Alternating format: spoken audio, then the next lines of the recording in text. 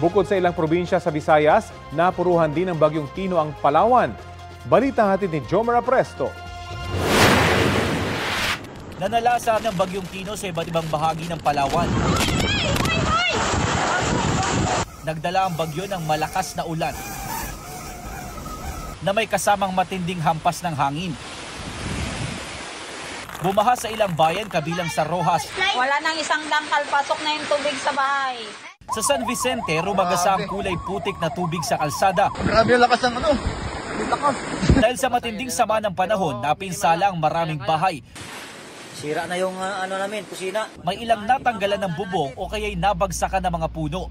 Kundi sa mga bahay, sa kalsada naman humambalang ang ilang natumbang puno. Nagdamo rin ng sira ang ilang paaralan, ospital, pati basketball court. Nagkaroon din ng landslide. Sa El Nido, isang tulay ang hindi madaanan ng mga residente matapos nitong masira. Sa Puerto Princesa, isinakay sa rubber boat ang mga nirescue na residente. Ikinabit pa sa lubid ng bangka para hindi matangay ng agos ng tubig. Ayon sa Pag-asa, matapos sa Visayas, naglandfall ng 3 beses sa Palawan ang bagyong Tino. Jomer Apresto nagbabalita para sa GMA Integrated News.